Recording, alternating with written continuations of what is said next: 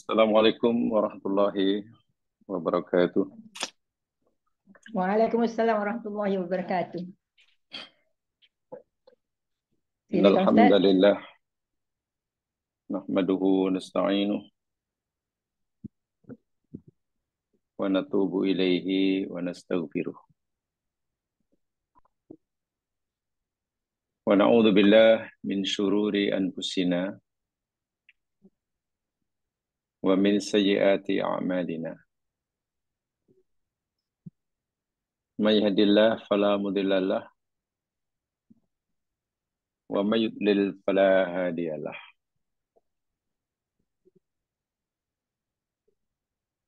Asyhadu an la ilaha illallah wahdahu la syarikalah wa asyhadu anna Muhammadan abduhu wa rasuluh. Allahumma salli ala Muhammad wa ala ali Muhammad.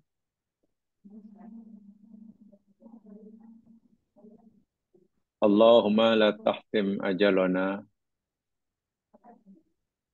Allahumma rabbana la tahtim ajalana qabla an natuba ilaika taubatan nasuha. Amin. Ya Allah, ya Tuhan kami, janganlah Engkau tutup ajal kami sebelum kami dapat bertaubat kepadamu dengan taubat nasuha. Amin. Allahumma la tahtim ajalana qabla an naqula la ilaha illallah. Ya Allah, ya Tuhan kami, janganlah Engkau matikan kami sebelum kami dapat mengucapkan dan membenarkan kalimat La ilaha illallah.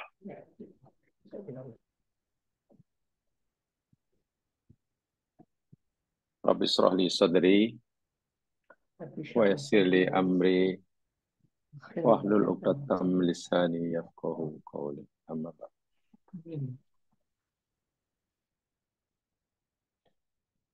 Jamaah yang dirahmati Allah sekalian, sebagaimana yang saya nyatakan pada minggu lepas, bahwa apa yang kita akan pelajari sebenarnya bermula pada minggu lepas dan termasuk hari ini, yakni tentang keadaan seperti apa yang dialami oleh seseorang ketika matinya dengan malaikat yang ditugas oleh Allah Subhanahu wa taala. Maksudnya, apakah ada apa-apa percakapan malaikat yang ditugas oleh Allah sama ada kepada orang yang hendak dimatikannya atau kepada ahli keluarganya, yang dimana kita tidak mengetahui akan hakikatnya karena Allah tidak memberitahukan kepada kita. Tapi yang pasti, ia dialami oleh setiap manusia yang hidup ketika ia sedang dipisahkan roh dan jiwanya dari badannya oleh malaikat atas perintah Allah Subhanahu wa taala. Ada satu ayat yang Allah firmankan di dalam Al-Qur'an, yakni surah Al-Waqiah. Coba surah Al-Waqiah lihat. Ayat 83 hingga 85. Surah Al-Waqiah ayat 83 hingga 85.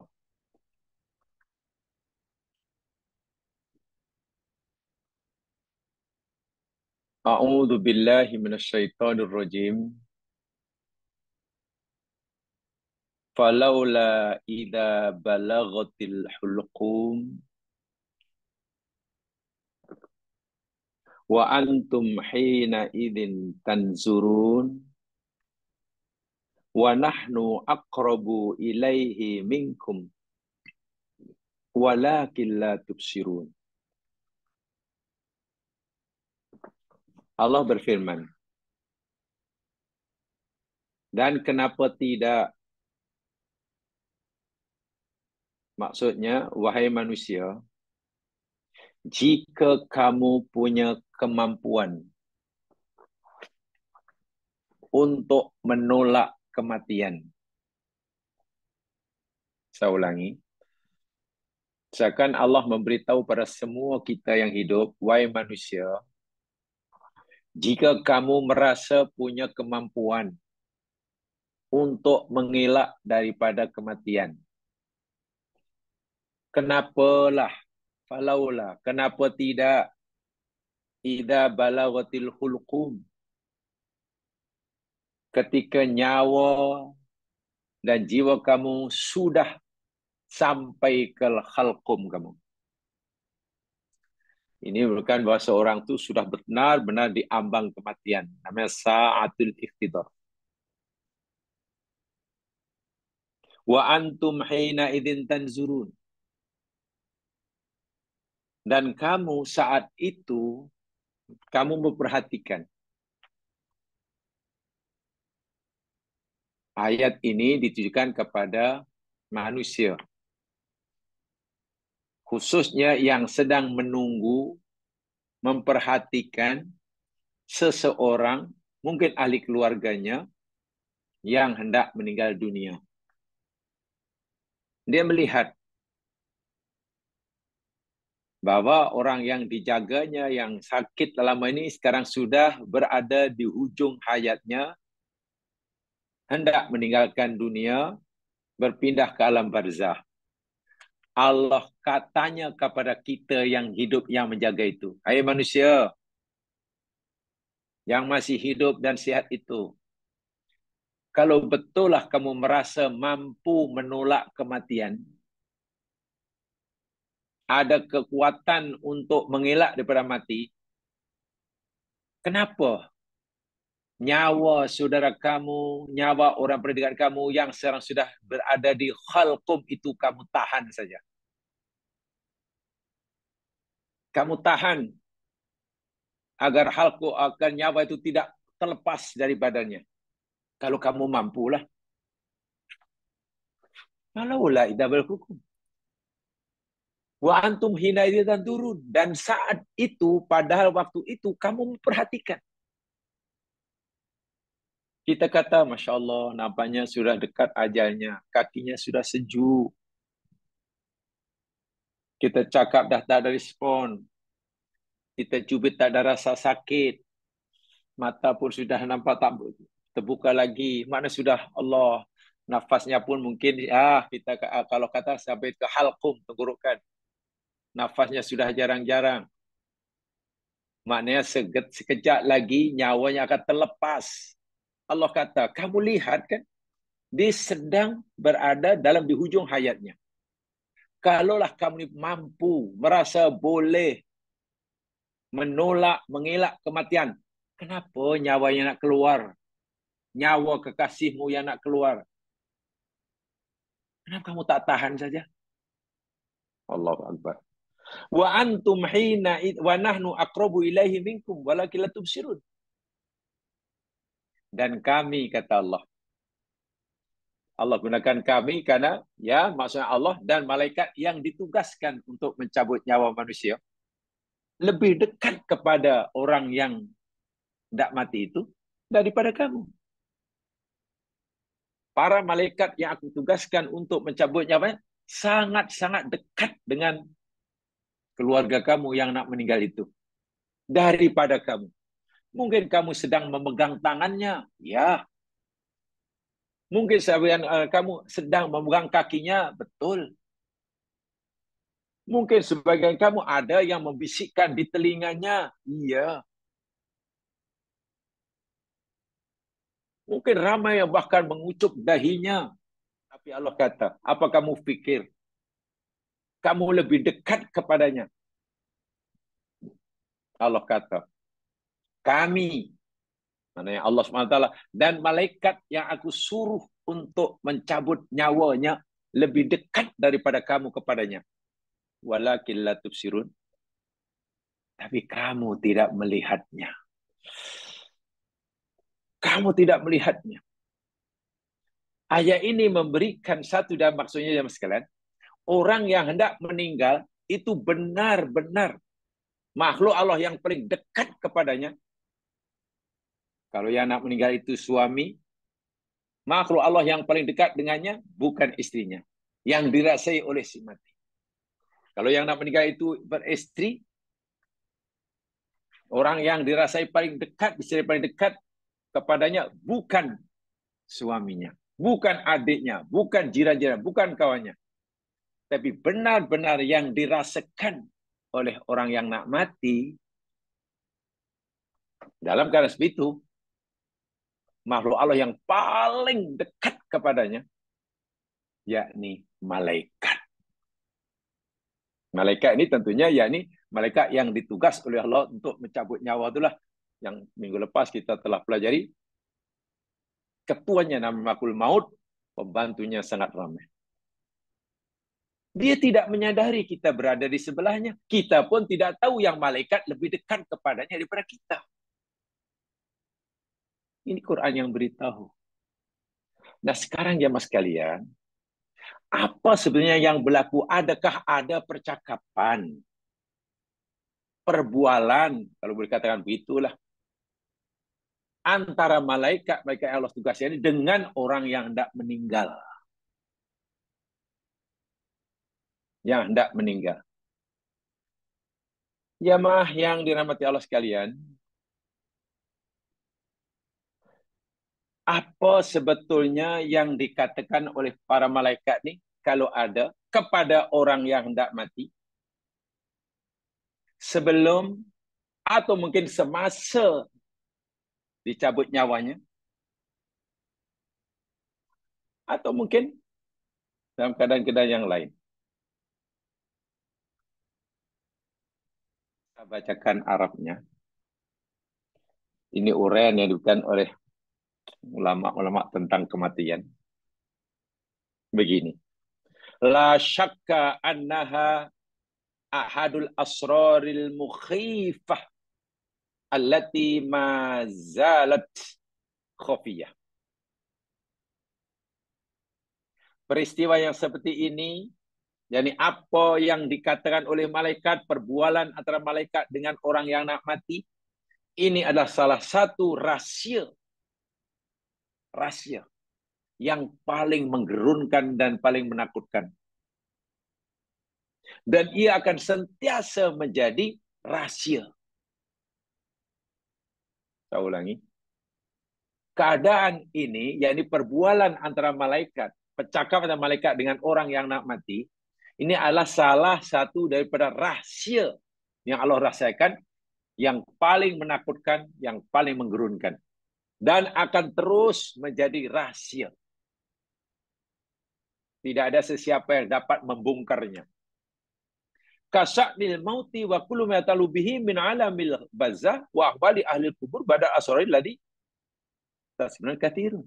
Seperti mana rahsianya perkara-perkara yang berkaitan dengan alam kubur, keadaan ahli kubur. Itu bukan yang rahasia. Memang kita tidak mungkin menyingkapnya. Kita hanya wajib meyakininya.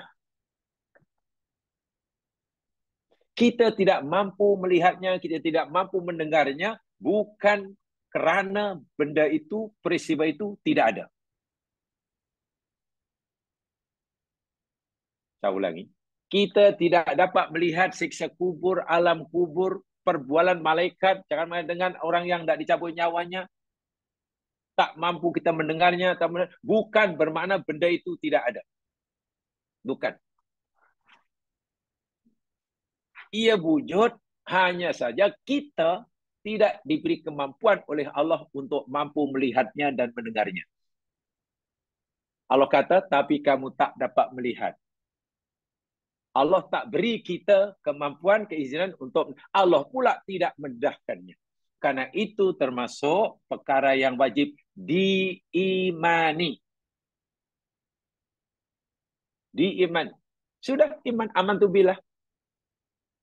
Akal kita sudah memahami ke belum dapat memahami, itu soal lain. Karena iman kaitannya dengan hati, bukan dengan fikiran. Illa an madza yakun malku minal umuri allati la bagi taghaful anha. Tetapi perbualan malaikat terhadap orang yang dah dicabut nyawanya, ini sesuatu yang tidak boleh kita lewatkan. Kita tidak boleh terlepas pandang. Kita tidak boleh terlepas pandang. Fal mautu yatruku abwabal jami'. Karena kematian itu pasti.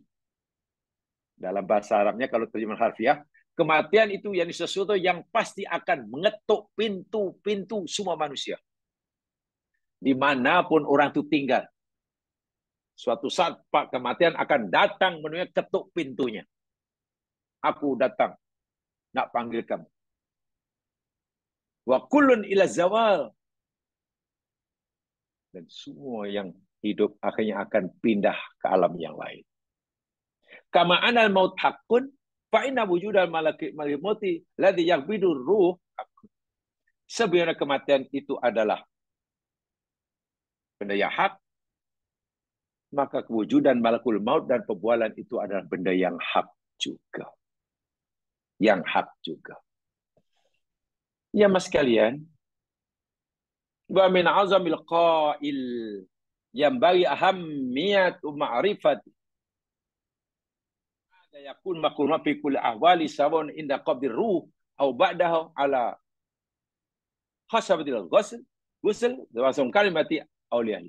Dan termasuk perkara yang memang sepatutnya, semestinya kita mengetahuinya. Mengetahui dalam arti kata meyakini ya akan keadaan kewujudannya.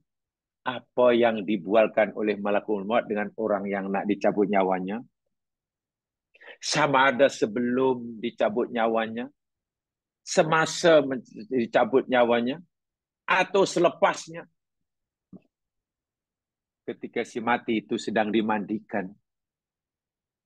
Dan seterusnya, dan seterusnya.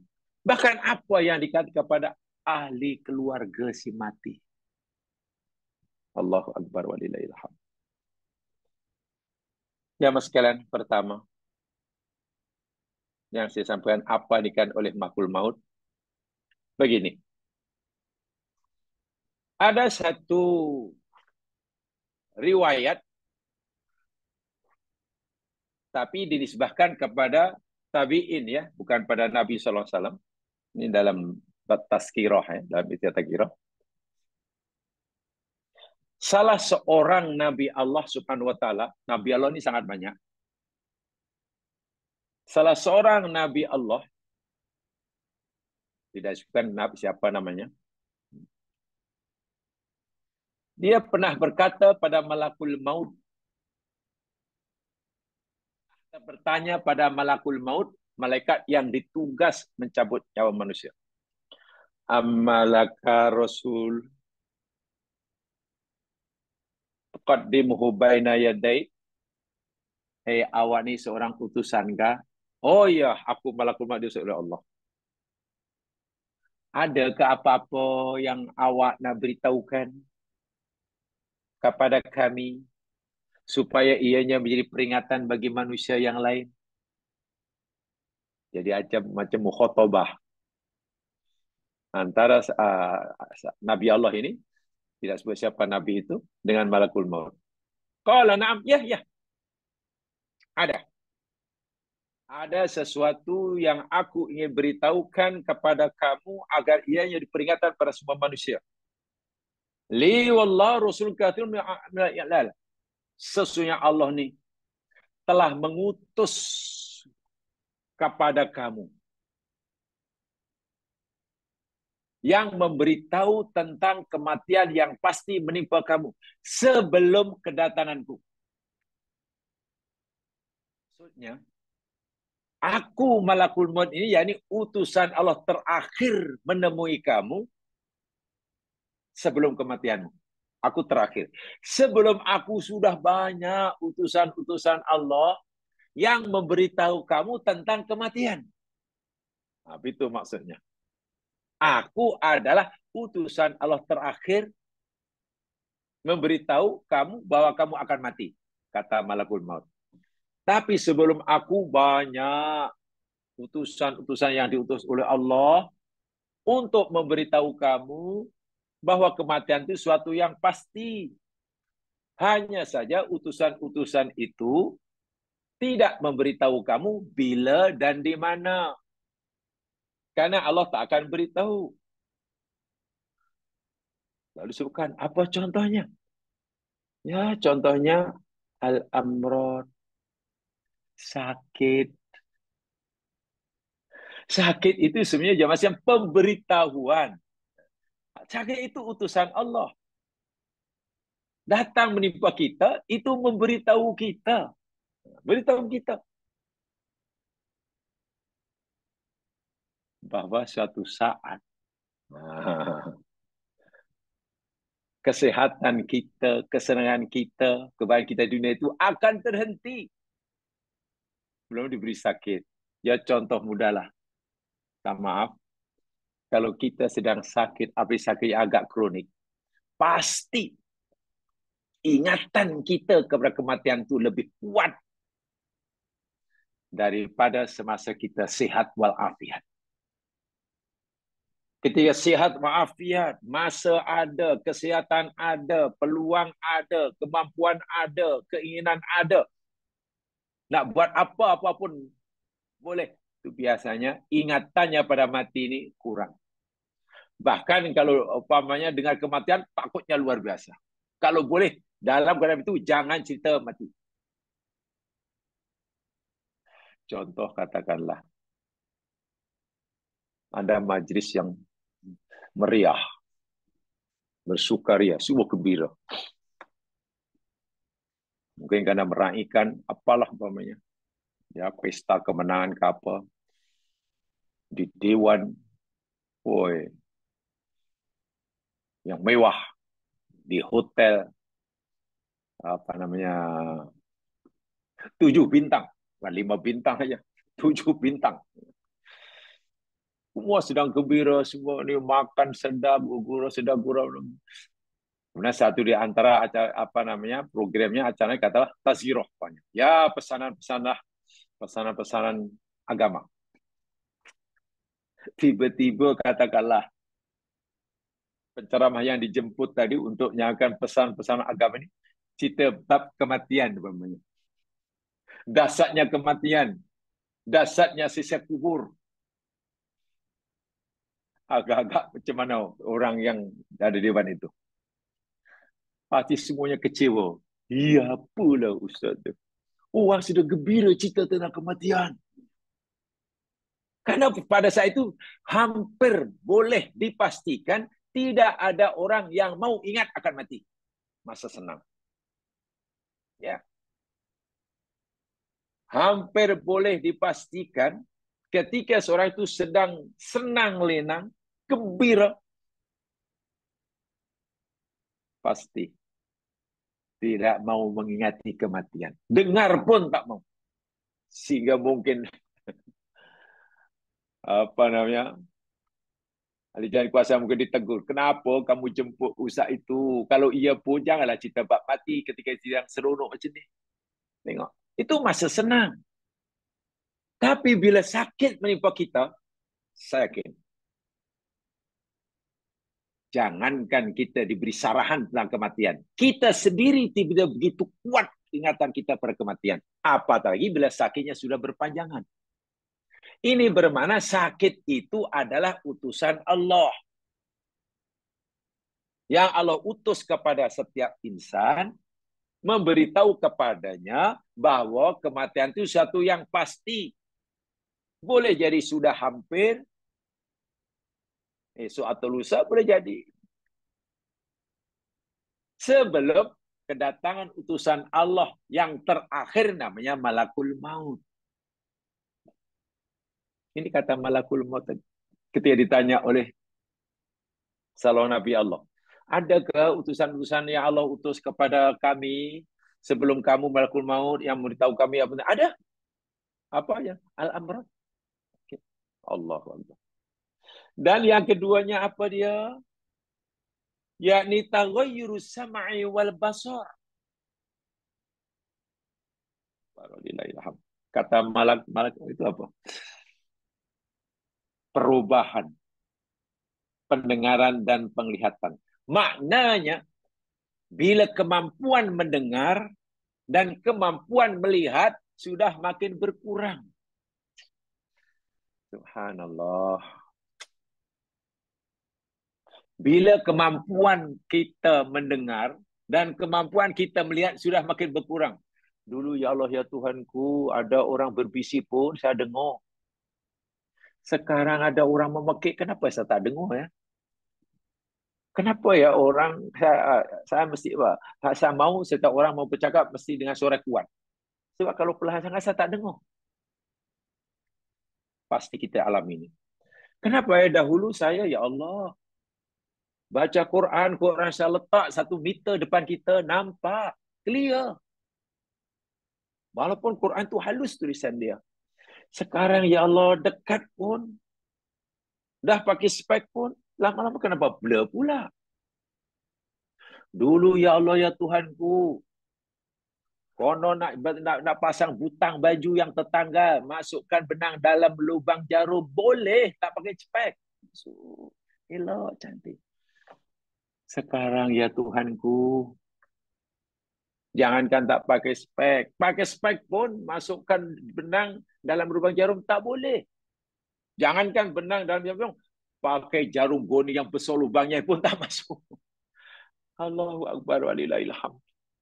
Bila pendengaran dan penglihatan sudah mulai berkurang kemampuannya. Kata Malakul Maut tadi, itulah utusan Allah. Yang Allah utus pada kamu, setiap kamu manusia, mengingatkan kamu akan kematian. Sama ada kamu sedar atau tidak, wallahu a'lam. Dan yang tak kalah pentingnya, yakni wasyaib. Syaib. Syaib itu maknanya jamaah sekalian, yakni uban.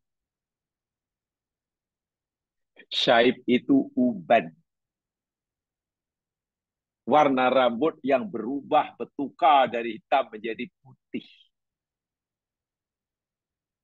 Itu utusan Allah, kata malaikat, memberitahu kita akan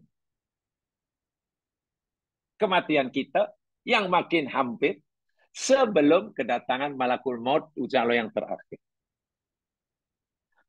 Baik penjelasan ini jam sekarang. Kemudian faida qabata faida lam yatakar min nazan bi walam yatub.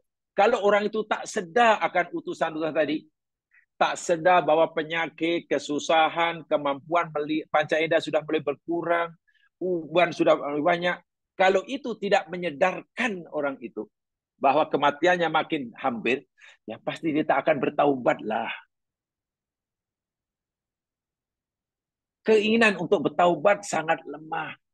Wah, ingatan itu bahasa mudanya sakit memberitahu dia, uban memberitahu dia, mata dan telinga yang sudah mulai kurang memberitahu, kamu sudah dekat dengan ajal kamu. Tapi kalau ingatan ini tidak mampu menyadarkan orang tadi, pasti dia tidak akan tergerak untuk taubat. Fa idza qabattuhu nadaituhu. Apa kata Malakul Maut? Hai orang, hai yang nak meninggal ni. Bila nanti sudah tiba masa aku nak cabut nyawa kamu, aku utusan Allah terakhir kepada kamu. Dan tugas aku mencabut nyawa kamu. Bukan hanya memberi peringatan, mencabut. Aku akan kata kepada kamu. Apa kata malaikat kepada orang seperti ini? Alam uqaddim ilaika rasulan ba'dar rusul wa nadhiran ba'da nadhir. Bukankah sebelumnya aku telah beritahukan kepada kamu, aku telah kirimkan kepada kamu utusan selepas utusan yang memberi peringatan pada kamu akan ajal kamu yang sudah semakin hampir, peringatan demi peringatan yang memperingatkan kamu bahwa sepatutnya kamu mempersiapkan diri bermulai pada peringatan pertama datang. Sangat-sangat menggerunkan perbualan percakapan malaikat dengan orang nak mati ini. Jamaah sekalian, mari kita rujuk dalam Al-Quran surah Fatir 37. Coba lihat surah Fatir ayat 37.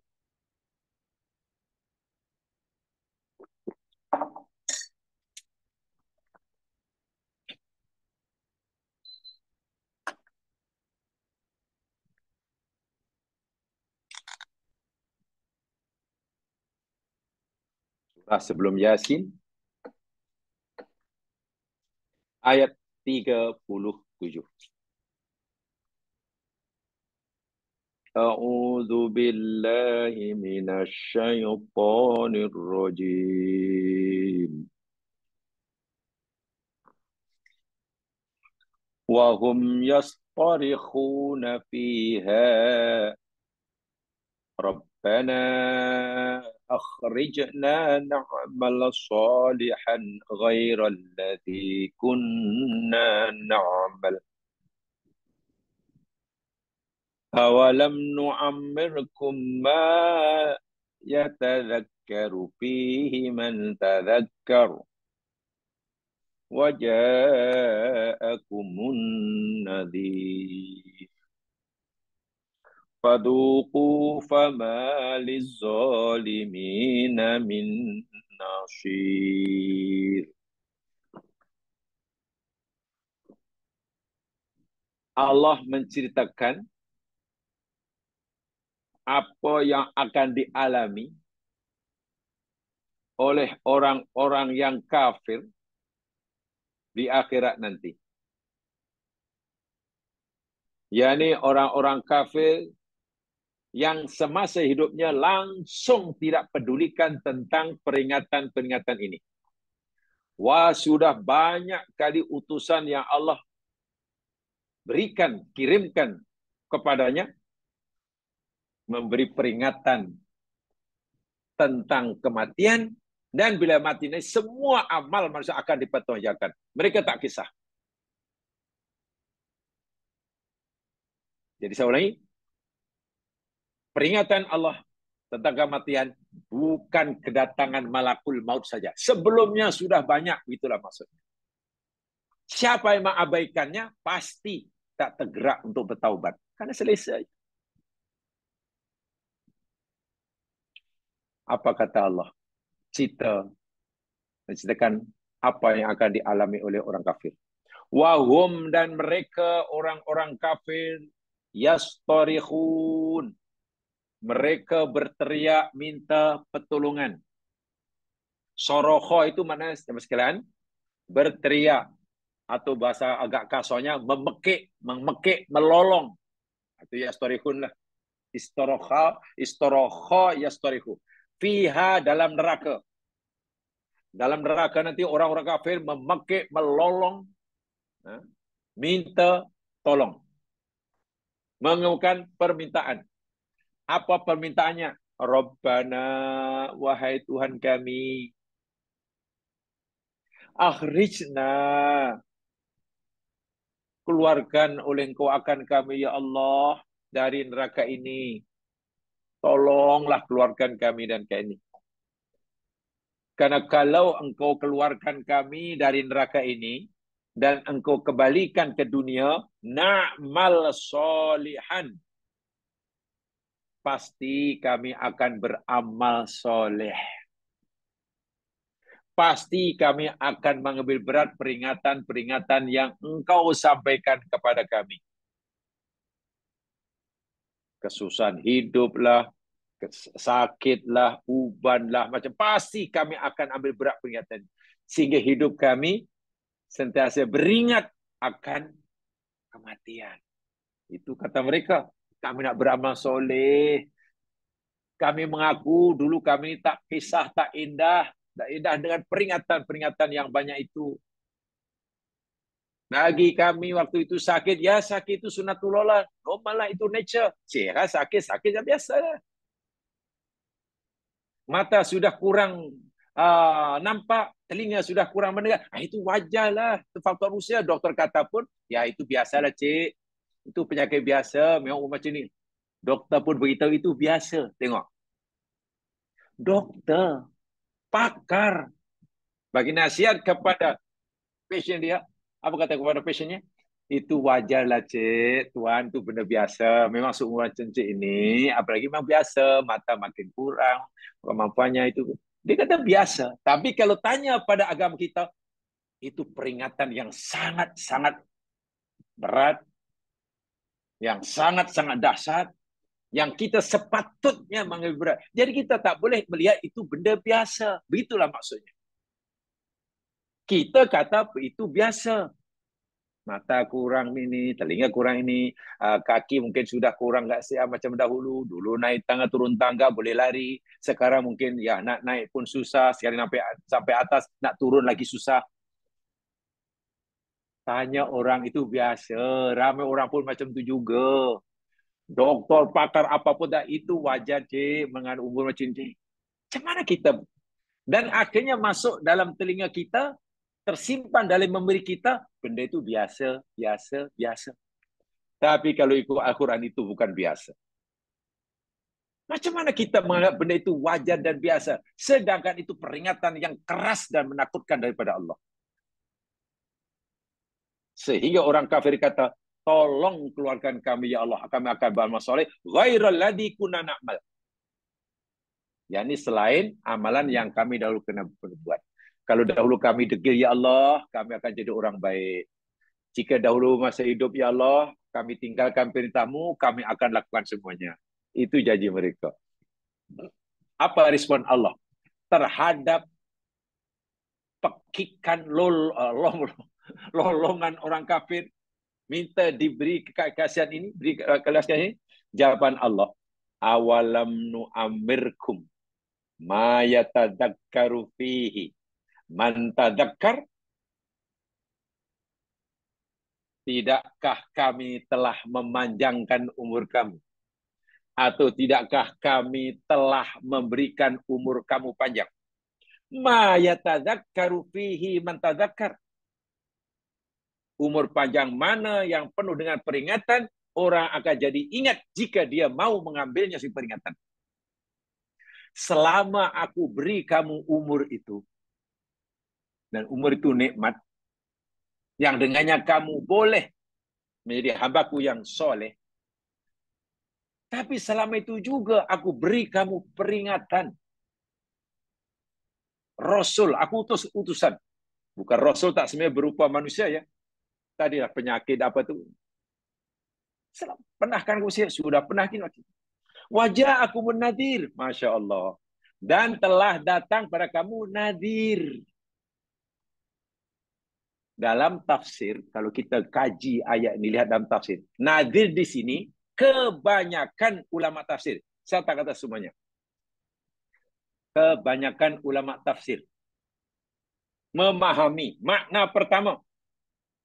Nah di sini maknanya syaibun, uban. Allahu Akbar. Uban. Uban itu nadir. Uban itu utusan Allah yang ditugas oleh Allah untuk memberi peringatan kepada kita yang beruban. bahwa kematian itu sebenarnya bukan makin jauh, tapi makin dekat. Kenapa Allah ingatkan itu? Ya, agar kita segera bertaubat, mempersiapkan diri. Sakit demikian juga. Kebanyakan mufasir memahami, dan telah datang pada kamu peringatan daripada aku, daripada Allah, maksudnya. Apa itu? Uban. Bukankah kami telah bagi kamu umur panjang? Yang dengan umur panjang itu sebenarnya kamu boleh mendapat peringatan dan menjaga peringatan itu sebagai peringatan bagi kamu. Apa yang disebutkan nu'amirkum? Nu'amirkum. Kami beri kamu umur. Atau kami panjang umur kamu. Jamaah boleh rujuk dalam kitab tafsir. Karena saya sudah rujuk semua ini. Kebanyakan ulama tafsir, maksud kami telah, bukan kami telah berikan kamu umur panjang, berapa tahun itu? Kalau dalam tafsir disebutnya yakni 60 tahun. Bahkan ada mufasir yang 40 tahun. Tapi kebanyakan mengatakan 60 tahun. Maknanya sesiapa saja yang Allah bagi umur hingga mencecah 60 tahun, itu kalau ikut Al-Quran, 60 tahun itu panjang umur. Umur panjang menurut Al-Quran 60 tahun. Yang kata Allah, sebetulnya dengan umur 60 tahun, sudah cukup bagi kamu, wahai manusia, dengan segala peringatan yang aku berikan pada kamu, sudah cukup bagi kamu untuk bersedia menghadapi kematian. Umur 60 tahun sudah cukup bagi kamu, kata Allah, untuk kamu mendapatkan bekalan yang cukup untuk kamu bawa. Sudah cukup bagi kamu untuk kamu menambahkan bekalan dan menghilangkan, mengurangi bebanan. Bila kamu pernah dosa sebelumnya, aku bagi kamu 60 tahun itu masa yang cukup untuk kamu membersihkan dosa kamu. Jika selama ini bekalan yang kamu bawa belum cukup, dengan aku beri kamu umur 60 tahun, sudah cukup bagi kamu. Jika kamu betul-betul manfaatkan. Tengok.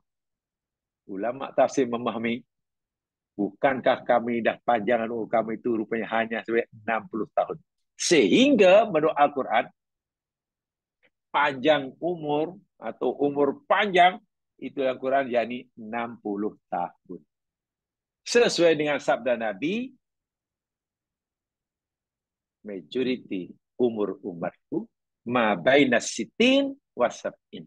Hanya antara 60 dan 70.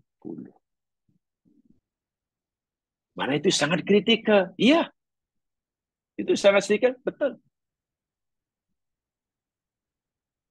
Inilah nadir. Jadi nadir peringatan jangan hanya diartikan Rasul. Memanglah Rasul itu tugasnya nadir wa basyir.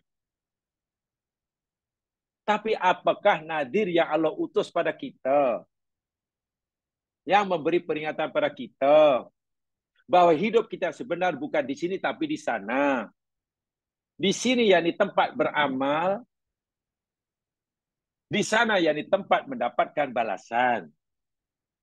Di sini adalah tempat ujian, bala. Di sana akan mendapatkan hasil ujian itu. Kalaupun ada kesenangan di sini, hanya kesenangan yang boleh bertukar jadi kesusahan. Kalau di sini kita susah, boleh bertukar jadi senang. Tapi di sana, bila senang, senang tak akan bertukar jadi susah. Jika di sini kita hidup sehat walafiat, akan berakhir dengan sakit dan mati. Di sana bila kita sehat dan hidup, selamanya tak akan ada sakit dan mati. Itu peringatan-peringatan bukan hanya diberikan oleh Allah melalui para utusannya, para rasul dan para nabi, tapi juga melalui tentara yang disebutkan atas. Dan itu disampaikan oleh Malakul Maut sebagai utusan terakhir Allah pada kita untuk menjawab kita, diberitakan pada orang yang nak mati itu. Allahu Akbar walillahil hamd. Itu dikatakan tadi, satu dialog, ya, salah satu rahsia yang sangat menggerun dan menakutkan, dan akan sentiasa menjadi sesuatu yang tersembunyi. Karena tak ada siapa yang punya pengalaman. Tak ada. Tak ada siapa yang pernah mendengar. Ya. Tak ada siapa yang pernah melihat. Betul. Tak ada siapa yang ada pengalaman. Tak. Sementara yang pernah melihat, mendengar sendiri, cakapan malaikat ni, dan mengalami sendiri, dia tak punya pulang untuk cerita pada kita yang masih hidup. Karena mereka terus pergi ke alam barzakh. Sebab itu kita kena yakin itulah yang berlaku. Subhanallah. Bagi yang mukmin tentulah tidak dipermalukan, dibentak-bentak seperti itu. Karena tadi nyatakan bagi orang yang mengambilnya itu sebagai nadir, bukan perkara biasa. Saya ulangi, bukan perkara biasa. Sakit, mulai berkurangnya kesihatan tubuh badan, uban yang ada di kepala, dan sebagainya dalam masa hidup ni. Itu bukan perkara biasa dalam arti kata normal. Hidup macam itu. Itu asam garam kehidupan. Jangan. Ucapan ini jangan dimasukkan dalam memberi sehingga menjadi keyakinan. Bukan. Kalaupun kita masukkan simpan dalam memberi kita, yakinilah ini adalah peringatan. Yang keras lagi menakutkan. Itu yang boleh kita simpan dalam memberi. Jangan dia, itu benda biasa. Bukan aku seorang, orang lain pun. Boleh kata begitu, tapi dengan tujuan begini. Oh, saya sakit, dia pun sakit. Oh, tak apalah, bukan seorang, orang lain pun sakit juga. Boleh. Tujuannya apa? Agar kita mampu bersabar dengan penyakit tersebut. Agar kita mampu bersabar, ridha, menerima dengan ujian tersebut. Oh, rupa-rupanya yang susah bukan aku seorang. Yang lain pun susah juga. Apalagi kesusahan yang menimpa aku ini tak seberapa. Itu akhirnya kita merasa ringan dengan ujian tersebut. Sehingga kita mampu bersabar. Kalau itu tujuannya, bagus. Bagus. Tujuannya yakni dapat membantu kita agar kita mampu bersabar dengan ujian tersebut. Kita mampu ridha dengan qada. Itu boleh. Tapi kalau itu dimasukkan dibagi satu keyakinan, biasa, alah benda itu biasa. Oh, jangan. Kalau kita nak menjadi sebagai keyakinan, jangan kata itu benda biasa. Tapi katakan, ini nadir. Ini nadir. Ini ayatnya. Ya. Surah Fatir, ayat 37 itu. Karena macam mana jamaah sekalian, begini. Ini saya kutip jamaah sekalian dari kitab, ya dikatakan Ibnul Jauzi namanya. Pengarangnya Imam Ibnul Jauzi. Terkenal Imam ini. Termasuk yang mengarang kitab Talbisul Iblis. Itulah. Nama kitabnya Raudatul Mustaq wa Tariq ilal Malikil Khallaq. Itu nama kitabnya. Raudatul Mustaq, taman orang-orang yang merindui Allah. Wah, hebat itu. Nama kitabnya yakni Taman Orang-orang yang merindui Allah. Jadi rindu nak jumpa Allah. Jadi kematian bagi orang-orang ini bukan sesuatu yang menakutkan, tapi sesuatu yang dirindui. Wattariq ilal malikil khallaq. Dan jalan menuju kepada Allah yang maha berkuasa dan maha mencipta. Nama kitabnya pun sudah menggerunkan bunyi dia. Raudatul Mustaq wattariq ilal malikil khallaq. Pengarangnya Imam Ibnul Jauzi. Apa kata malaikat utusan Allah terakhir menemui manusia sebelum matinya?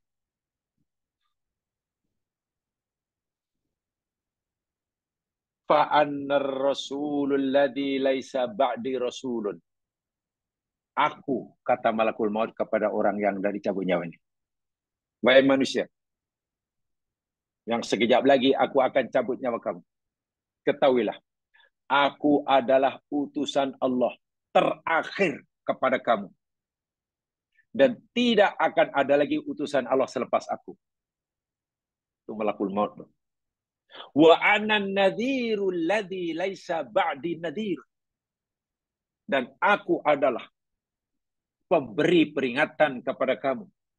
Dan tidak akan ada lagi pemberi peringatan selepas aku. Fama min yaumin tattanu fi samsun wala taghrub illa wa malakul yunadi. Ini kata Ibnu Jauzi zaman sekian ya. Dan tidak ada satu hari pun di mana matahari terbit pagi harinya dan terbenam petang harinya, melainkan malakul maut, utusan Allah terakhir, memanggil-manggil kita, memanggil-manggil manusia. Apa panggilannya? Ya abna al-arba'in, hadza waqtun akhbizzat. Wahai anak-anak Adam, abna'il arba'in itu kalau terjemahan harfiah, wahai anak-anak 40. Tapi maksudnya, wahai anak-anak Adam yang sudah mencapai umur 40 tahun, apa itu maksudnya? Wahai generasi-generasi potis, itulah. Ini sudah tiba masanya. Kamu mengambil, kamu mempunyai, kamu memiliki bekalan. Umur 40, inilah masanya. Kamu sudah mempersiapkan bekalan. Bekalan sudah sedia, tinggal saya ditunggu panggilan untuk belayar. Begitulah maksudnya. Itu kepada golongan potis. Generasi potis ini. Adhanakum hadirah wa a'da'ukum qawiyyah syidad. Karena saat ini, Allahu Akbar, jiwa kamu semangat. Semangatnya masih sangat tinggi. Anggota tubuh kamu masih kuat. Tulang-tulang sehat. Sendi-sendi tulang masih bergerak dengan sempurna. Mata masih terang. Dan ini kemuncaknya. Sebab umur 40 itu umur kemuncaknya, umur matang. Kalau bahasa Al-Quran, jadi as-sudah. Umur matang. Physically, dan juga rohaninya, jiwanya, sudah matang. Ini masa kamu untuk kamu mempersiapkan bekalan. Sudah siap. Tinggal tunggu panggilan. Tinggal boarding aja, tunggu kapal terbang take off. Teruskan perjalanan. Masalahnya kalau masa 40 tahun baru nak cari bekalan. Gimana? Sedangkan 40 tahun sepatutnya bekalan dah cukup. Nah, disinilah kesilapan kita yang sekian ya. Agama kita suruh beritahu kita 40 itu umur matang. Ibarat orang nak pergi musafir jauh, semua keperluan yang diperlukan dalam perjalanan sudah sedia. Tinggal menunggu panggilan untuk boarding, untuk berlayar, untuk berlepas. Itu Islam memandang 40 itu macam tu. Minta maaf, Mat Saleh pula, orang barat pula, yang ramai orang memuja-mujanya, mereka mengeluarkan fatwa pula. Fatwa Mat Saleh apa? Life begin at 40. Dan ramai orang percaya. Life begin at 40. Kalau 40 tahun baru nak mula hidup. Allah. Itu 50 tahun baru dah. Nak mula nak belajar pakai baju yang betul. 40 tahun baru belajar macam mana nak bergaul dengan betul. Masya Allah. Karena kita lebih percaya kepada apa kata Mat Salah. Life begin at 40. Minta maaf. Bila kita mendengar berita kematian. Tuan-tuan dan puan-puan, kabar duka cita. Salah seorang daripada ahli Korea kita telah kembali ke rahmatullah malam tadi. Siapa yang ada kesempatan, sila pergilah ke surau untuk menyumbangkannya. Kita pun bertanya, siapa yang kawan Allah si fulan tu? Di mana? Oh, sebelah sana. Berapa umurnya?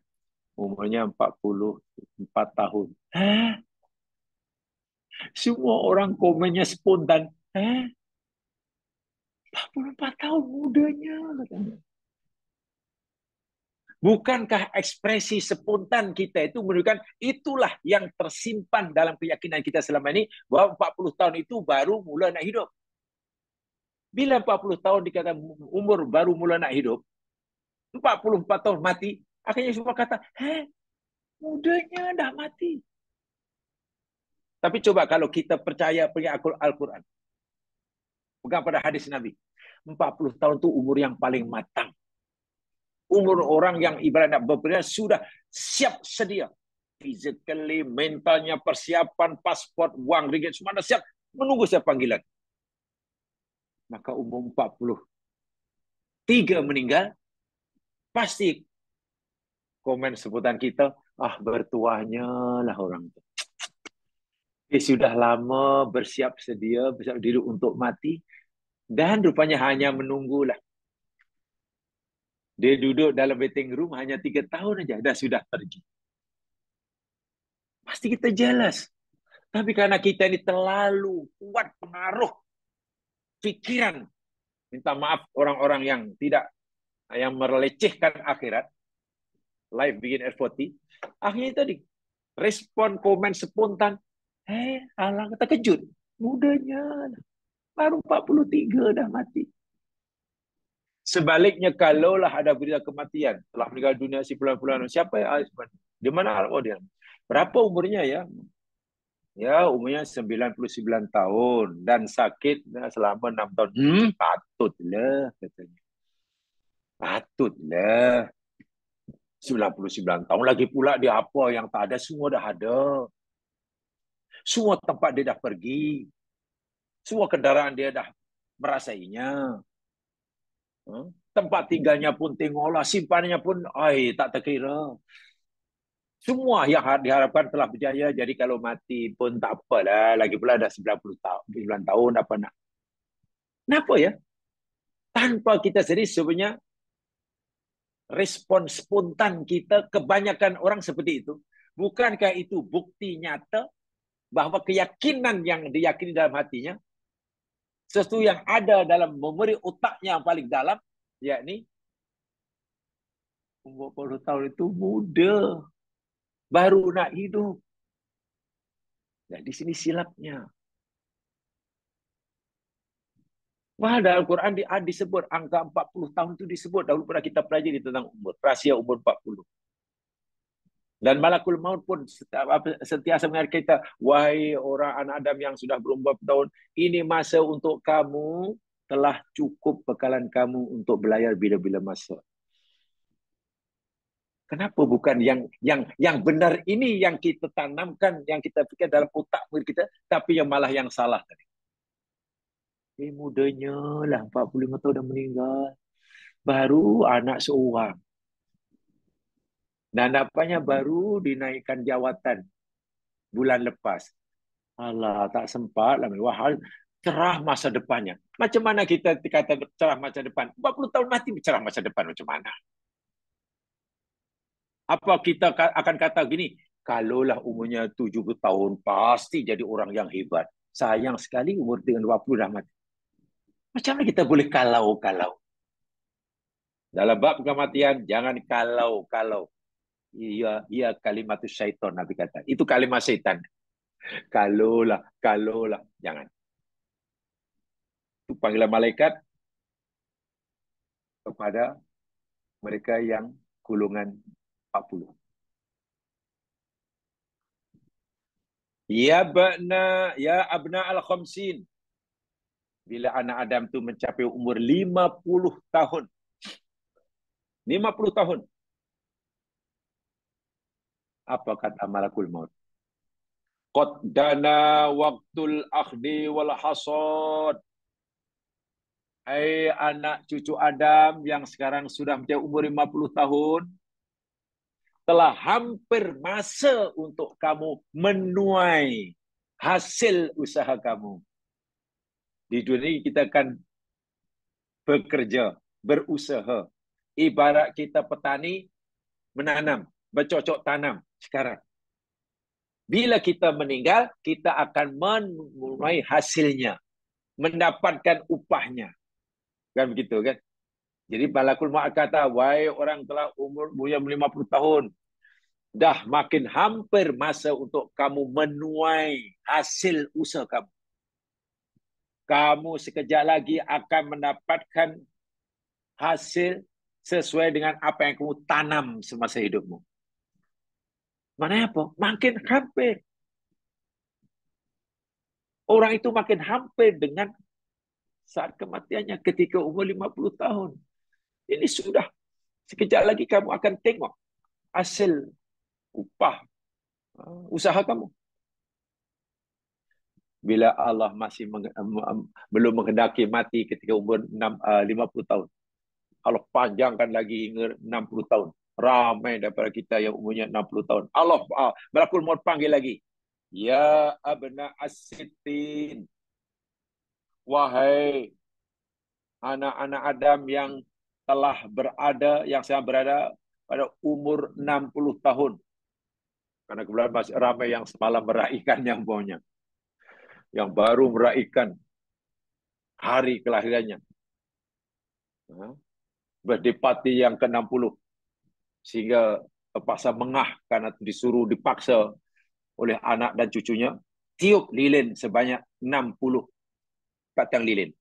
Mengah dia.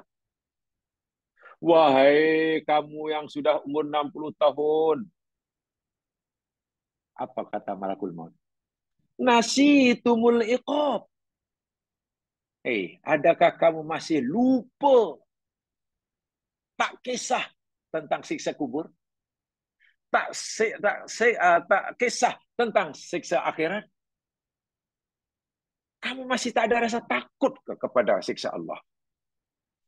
Itu kepada 60 tahun itu lagi keras ingatannya. Kalau 60 tahun maknanya masih berani meninggalkan perintah Allah. Masih berani melanggar larangan Allah. Masih belum tergerak untuk istiqomah dalam ibadah. Malaikat tegur dia, ya Mas, tempelak dia. Hai, kamu yang dah 60 tahun. Umur kamu ni sudah 60 tahun. Kamu tak takut dah dengan azab Allah. Yang bila-bila kali. Maksudnya, kenapa kamu masih seperti ini keadaan kamu? Mungkin kalau dalam bahasa yang agak keras, sebenarnya saya kasihan nak mencabut nyawa kamu besok.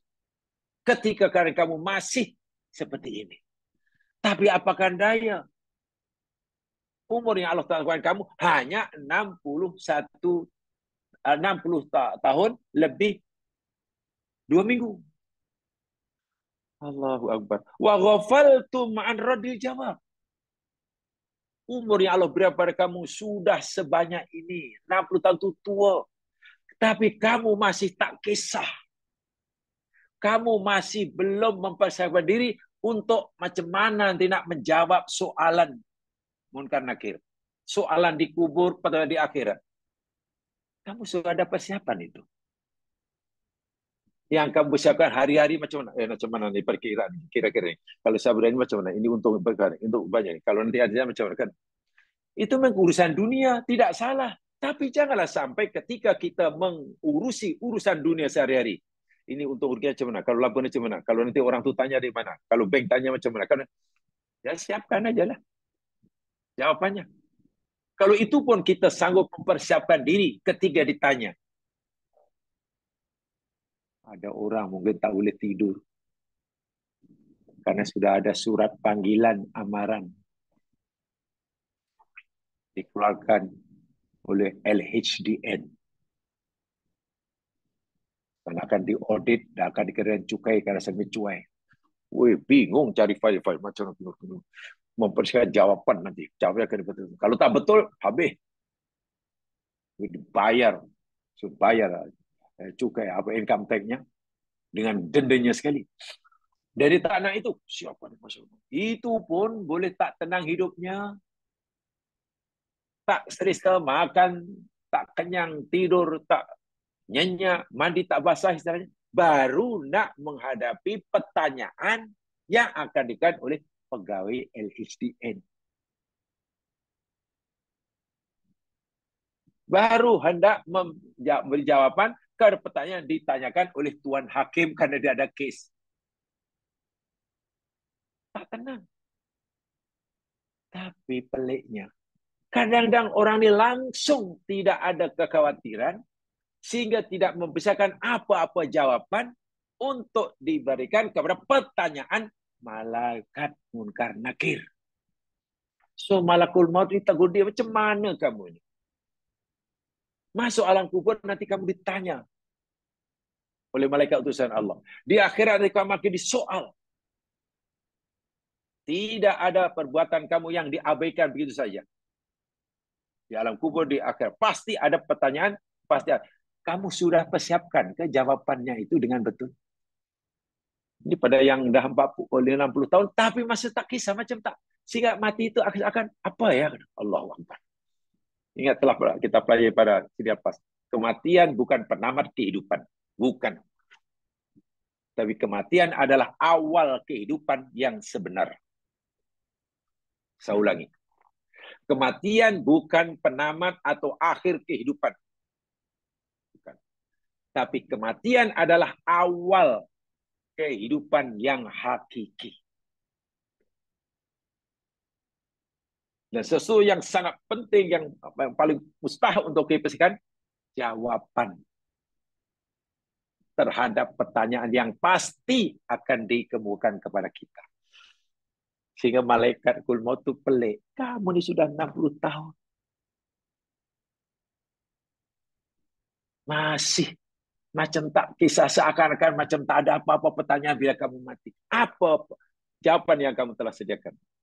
Fama lakum min nasir, malakum min nasir. Sedangkan kamu bila di sana tak akan ada lagi penolong. Penolong tidak ada. Bahasa dunianya, kalau kamu ada kes di dunia, tak ada lawyer. Tak ada peguam bela yang mau membela kamu. Di dunia, orang yang besar kesalahan sekalipun, dan dia tahu buat salah, karena dia tidak mau dihukum, sanggup, masih ramai lawyer yang membelanya, dan sanggup bayar dengan harga yang tidak murah. Itu dunia. Tapi kalau masalah kubur, sekaya apapun kita, sepandai manapun kita, bahkan di dunia kita mungkin lawyer yang terkenal dalam dunia internasional, masalah kubur siapa yang membela kita? Kalau di dunia dahulu kita sering membela orang karena kita lawyer terhebat. Masuk alam kubur siapa yang membela? Malakum min nasir. Ada siapa penolong kamu? Nafsi, nafsi. Laisa bainahu wa bainallahi turjuman. Tidak ada antara kita dengan Allah Subhanahu wa taala turjuman. Turjuman itu penterjemah, orang tengah, interpreter, ya semacam peguam bela lah, tak ada. Itulah ketika Ibnu Jauzi, ketika beliau menguraikan ayat 37 surah Fatir tadi.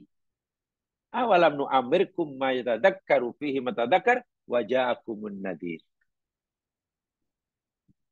Jadi itu kata Ibnu Jauzi. Malaikat sedang dialog. Dialog yang sangat menakutkan. Dan itu suatu yang pasti. Ya, suatu yang pasti. Kita bawa kereta, lupa tak bawa lesen, tak bawa itu, tiba depan ada roadblock. Wah, kita bingung macam mana kita nak jawab nanti. Macam jawab nanti macam apa. Apalagi kita tak nak disaman, apalagi takut lesen ditarik. Atau macam mana mungkin. Rotek pula dah mati. Bingung kita. Itu baru menghadapi polis manusia. Dan itu hal dunia. Saya tak kata kita tak boleh risau. Boleh. Tapi itu kan masalah dunia. Kalau masalah dunia itu pun kita risau untuk menghadapinya, bila kita tak cukup bekalan, takkan kita tak ada kerisauan sikit pun. Bila kita tak punya jawapan yang kita persiapkan untuk menghadapi pertanyaan-pertanyaan di sana. Ini kata Ibnu Jauzi ketika beliau mengulas surah Fatih 37 dalam kitab Raudatul Mustaq At-Tariq ilal Malikil Khallaq. Ya mas sekalian, ada satu riwayat, tapi riwayat ini tidak boleh disandarkan pada Nabi ya, karena tidak ada dalam hadis Nabi. Dalam kitab-kitab sunnah tidak disebutkan, tapi ini bolehlah dipercayai atau diyakini sebagai apa ya, nasihat agama oleh penasihat-penasihat. Dari segi berlakunya atau tidak, mungkin susah dipertanggungjawabkan.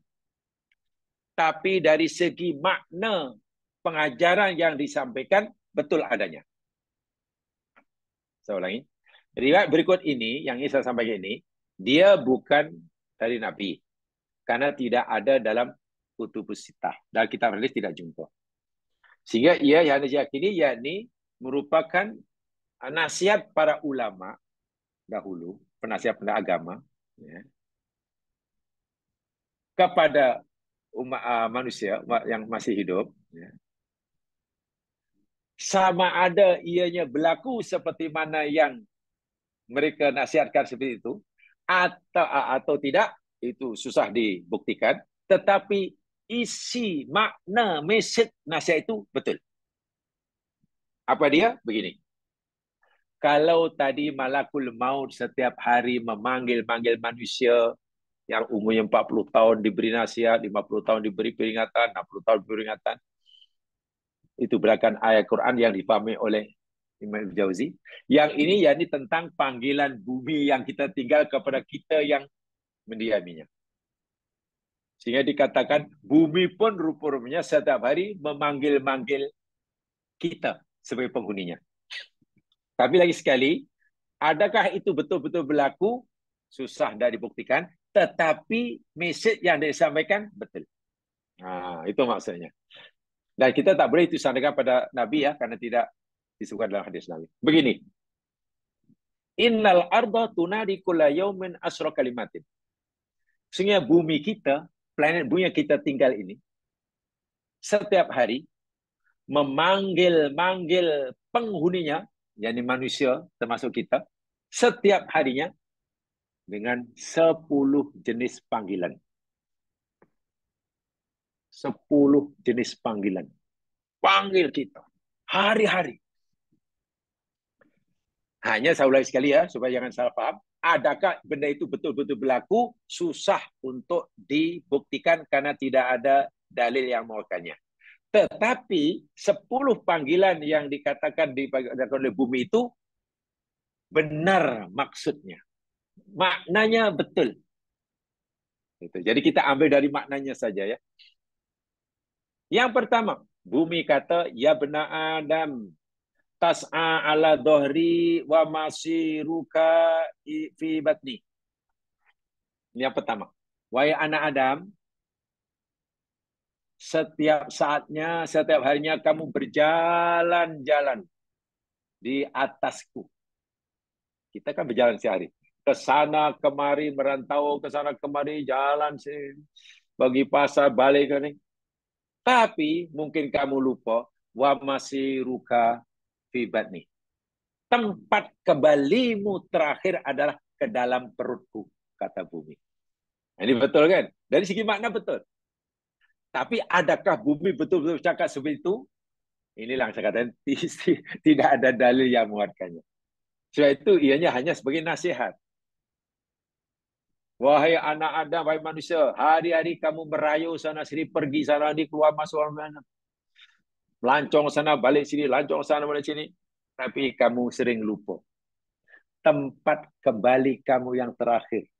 Tempat terakhir yang kamu pasti akan tuju.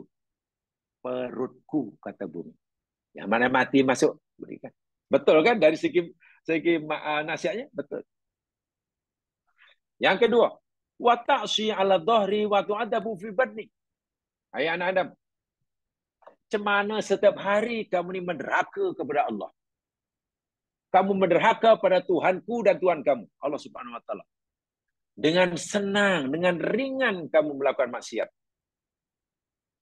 Sedangkan kamu nanti akan disiksa dengan sebab maksiatku di dalam perutku. Betul juga kan? Orang yang maksiat di atas muka bumi, maksiat. Bila disiksa di perut bumi, mana alam kubur. Betul juga tuh. Sehingga kalau orang yakin bahwa dia akan disiksa karena maksiatnya di perut bumi, dia tak akan melakukan maksiat di permukaan bumi lah. Yang kedua, wa tadhaku 'ala dhahri wa tabki fi batni. Hai anak Adam, pagi, petang, siang, malam kamu ni gelak ketawa, gembira, senang lenang, berpoya-poya, happy belaka. Senang sana sini cakap, happy, gelak-gelak. Tapi kamu lupa. Nanti kamu akan menangis di dalam perutku. Allah. Di muka bumi kita tertawa. Perut bumi kita menangis. Ingatan itu betul tuh. Ya. Yang keempat. Ta'kulul haram ala dhahri. Wa tadhubu fi batni.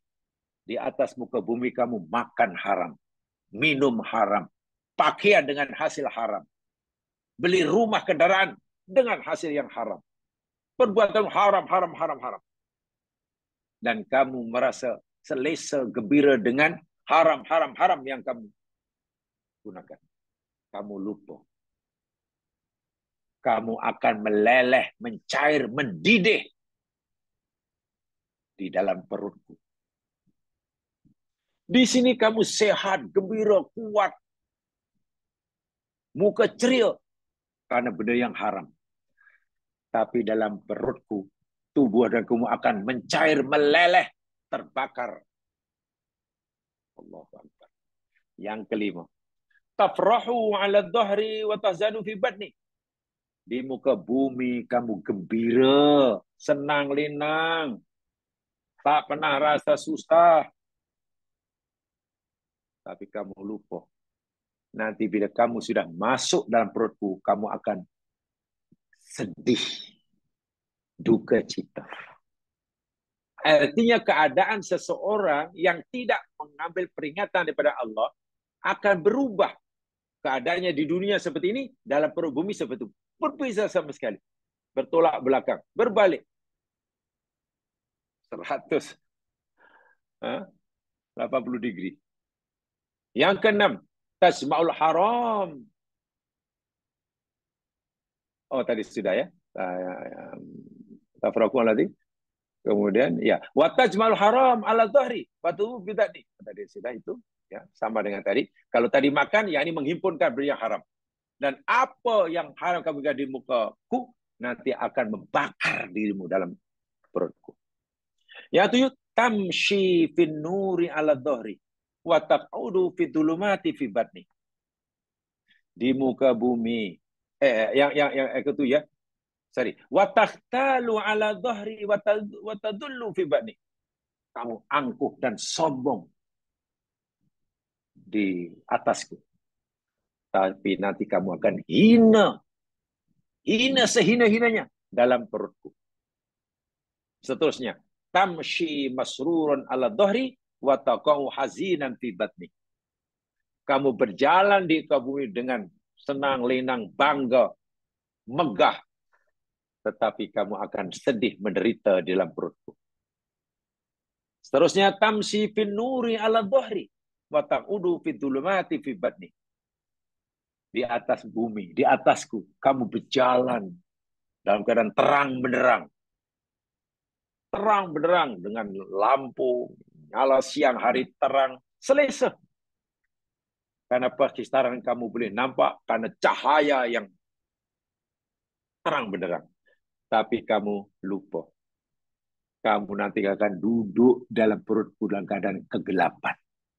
Sekarang terang benderang. Tapi sering kamu lupa. Nanti bila kamu dah masuk perutku, kamu dalam keadaan kegelapan yang segelap-gelapnya. Yang terakhir, yang ke-10. Tamshi fil jama'ati ala zahri wa taqudu wahidan fi batni. Kamu di dunia ini sering kumpul dengan kawan-kawan. Ramai. Ada kawan sana, kawan sini. Boleh makan ramai-ramai. Boleh pergi sama-sama ramai-ramai. Boleh seronok ramai-ramai. Ialah kan ramai kawannya, jamaah itu ada kumpulan itu, ada meriah di rumah meriah, di luar meriah, di sana meriah, di sana meriah, kumpulan sama grup bersama meriah, ramai. Tapi seringkali kamu lupa. Walaupun di muka bumi ini kamu ada kawan yang ramai, gembira, gelak sama ramai, kamu lupa taqudu wahidan fi batni. Nanti kamu akan duduk seorang diri dalam perutku. Tak ada yang menemanimu. Tak ada seorang. Kamu terpaksa seorang diri mempertanggungjawabkan. Dalam keadaan gelap gulita. Seorang diri. Tak ada pembantu dan penolong. Sedih. Terbakar. Apalagi hina dina. Dan lain sebagainya. Sorry sekali. Ini bukan hadis Nabi. Ini mungkin hanya nasihat para ulama dahulu. Tidak ada dari hadis Nabi. Dari segi kenyataan, hakikat, adakah betul bumi berkata begitu kepada penghuninya setiap hari? Itu susah untuk dibuktikan karena tidak ada dalil yang menguatkannya. Tetapi dari segi maknanya, message yang tidak disampaikan itu betul adanya. Memang seringkali orang gembira di muka bumi, masuk alam kubur menderita. Dimuliakan di atas muka bumi, di alam kubur dihinakan. Ya. Ramai kawan yang menjadi penolongnya, kekasihnya semasa di muka bumi, di perut bumi seorang diri. Hidupnya ceria, meriah, terang benderang. Di alam kubur gelap gulita. Itu kan betul adanya. Jadi yang saya sampaikan dari segi maknanya saja. Bukan daripada status, adakah betul bumi berkata begitu setiap hari kepada anak cucu Adam, penghuni bumi, yang 10 ucapan ini, itu walau alam karena tidak ada dalil yang mengesahkannya.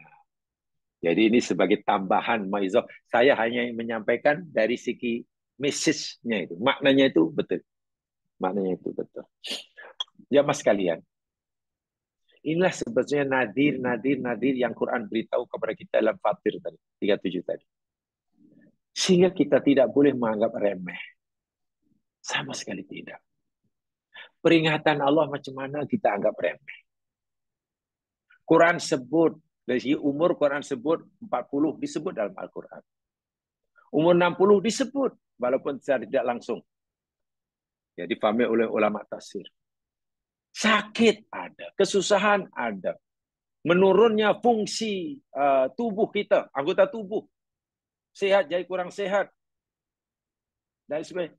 Ada kita alami. Dan itu adalah nadirun. Peringatan-peringatan tentang kematian kita yang Allah berikan pada kita sebelum peringatan terakhir yang Tuhan Allah namanya malakul maut. Bertuahlah, kata Quran surah Fatir, yang sentiasa mengambil ianya sebagai peringatan, kemudian ia jadi ingat. Kalau salah, segera memperbaiki kesalahannya. Jika lupa, segera ingat. Jika bengkok, segera meluruskan. Gitulah. Dan bila berdosa, segera bertaubat. Bila merasa kurang amalnya, ditambahkan amalnya. Itu yang menjadikannya sebagai peringatan. Tapi yang tidak berikan peringatan, minta maaf contohnya tadi saya katakan, umur 40 itu peringatan yang keras daripada Allah. Kita malah meyakini itu kita baru mulai hidup. Allah Akbar. Nah, itu mana kita tak mengambilnya peringatan. Itu akhirnya banyak kita lupa. Dan akhirnya kita sendiri nanti akan menanggungnya. Bukan orang lain. Ya sekalian, sementara kita masih diberi peluang oleh Allah Subhanahu Wa Taala, marilah kita masing-masing. Saya ingatkan diri saya sendiri, khususnya yang tentu masih punya banyak kekurangan dalam hal ini, bertekad, berazam, dan tidak boleh beralasan apapun untuk tidak meningkatkan kualiti kehambaan kita pada Allah.